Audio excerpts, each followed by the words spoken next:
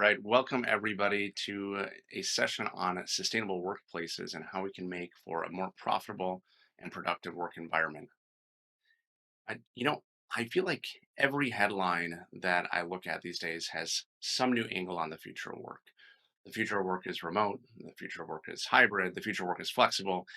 And it also seems like conveniently, the headline benefits whatever product or service is being hawked at the moment.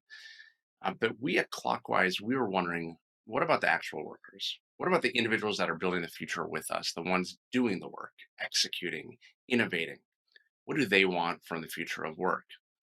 And the answers that we found might surprise you. To be honest, they surprised me. Um, but first, a little bit about myself. I'm Matt Martin. I am the co founder and CEO of Clockwise. Clockwise is a software company that's focused on being the solution to the modern workday. We connect to calendar systems to help optimize them, produce schedules that work better for everyone, balancing heads down time and time spent working together. And at Clockwise, we're on a mission to help the world make time for what matters. And we've actually done that at thousands of the best companies in the world, creating over 2 million hours of focus time, automatically putting it back in the schedules. Now, we're also a values driven company. And so instead of planting our flag in the ground and deciding what we think the future of work should be, we leaned into one of our core values of curiosity and started asking questions. In fact, we surveyed more than 1,000 knowledge workers from across the United States. That's 1,000 office workers across a variety of industries and roles to figure out again, how does workplace culture impact innovation, retention, profitability, and more? And after diving into the data, we found that one of the things that really just leapt out of the page at us is that 71% of workers at sustainable workplaces feel their company culture impacts their engagement. You know, let's unpack that for a moment. I know that many in the crowd are other leaders, other executives, other managers. And one of the things that we're seeing is it's an incredibly competitive job market. And we're also seeing all the headlines about the great resignation. And so we were wondering, how do we create an environment that's more supportive of folks that helps us hit our business goals? And the key here is that if you focus on company culture, that can impact the engagement of your employees and help create that better environment. It's what employees want, and it's also what they're willing to walk away from to find it elsewhere. But there are a few things that are preventing us from really understanding our company culture. And these came forward in the research as well. I know as leaders and executives, we all probably think we have a good bearing on our company culture, and we probably do for the most part, but there are a few key gaps here. The first is a perception gap by leadership. I found this to be fascinating. Only 5% of senior leaders thought that their work environment was unsustainable, whereas nearly 22% of individual contributors felt that their work environment was unsustainable, showing a huge perception gap between how we might think about our work environment versus how our employees and other teammates think about the work environment.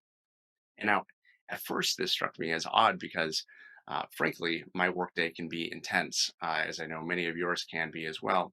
But I also, because of that intensity, have to plan my workday. I have to take control of it, and I'm empowered to take control of it. Whereas an individual employee, maybe not as much. Maybe they're a little bit just riding the wave.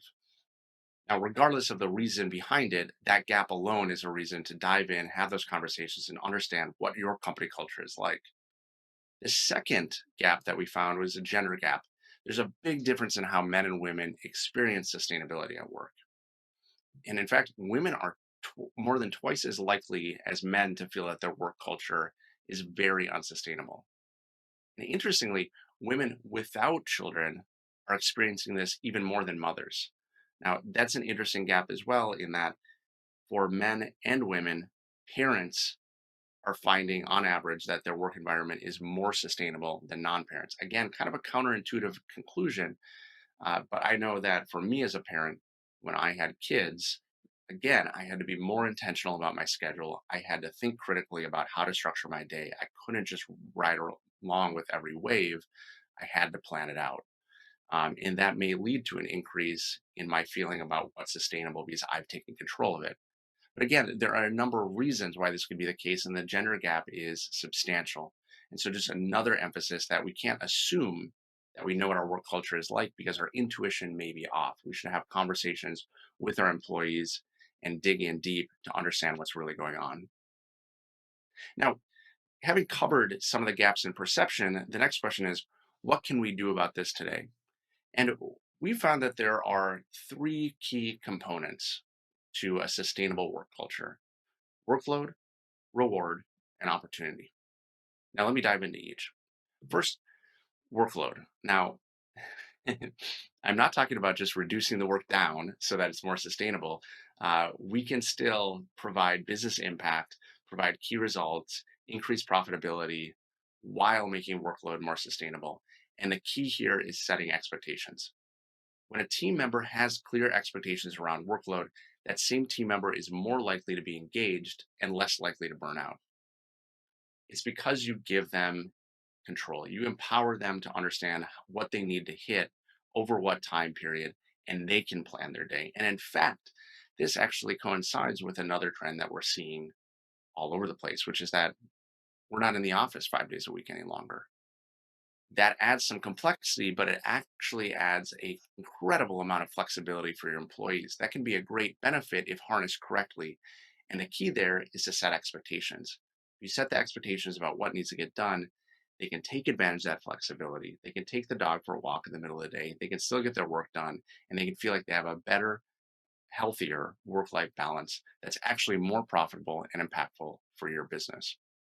The second topic that I wanted to touch on is reward. Now, I'm not just talking about compensation or, what kind of snacks you have in the break room. I'm talking about praise. Team members whose managers praise them for their hard work and accomplishments take a proactive approach to their reports career progression, have more engaged, more productive team members. And one thing to note here is I think as managers, it's easy for us to identify when things aren't going well. It's our job to make sure that we're hitting our goals, that the trains are running on time, that everybody's being effective. And when that's going off the rails, we come in and we give corrective feedback on how that individual can be better. Hopefully in a constructive, supportive coaching way, but it's easy and we're keen to identify when there are areas of opportunity, but it's so important to identify the areas where people are doing well. In fact, behavioral research shows that you should hit a 10-to-1 ratio, which I know that I'm not always great at hitting. 10 times as much praise as corrective feedback. And these can be really small things. Take notes throughout the week.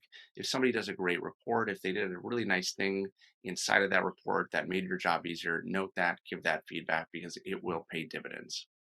And finally, is opportunity. You need to let your team make decisions about the tools, the projects, and how they spend their time. If employees are made to feel empowered to make strategic decisions, it's highly correlated with a sustainable workplace. And in fact, if you create empowered teams, they're nearly burnout proof. There's a great book called The Culture Code by Daniel Coyle that I would recommend any leader to read that goes very in depth here. But empowered teams are really an incredibly impactful nucleus inside your company. And so, in total, we believe at Clockwise the future of work is sustainable. And it's because that's what our employees need.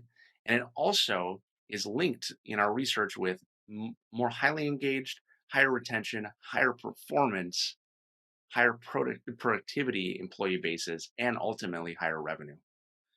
And in some ways, the future of work is already here because the best companies in the world are already hard at work creating these work environments. And if we as leaders don't create it inside of our environments, we're going to be at a competitive disadvantage.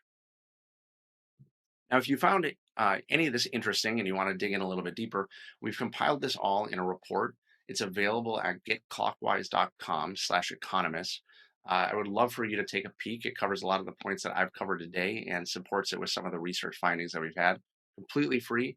Please take a moment to download it or visit us at our virtual booth and talk to us about how you're seeing your culture in your work environment. And in closing here, I just want to say thank you so much for spending time with me today. We believe at Clockwise that time is a shared resource.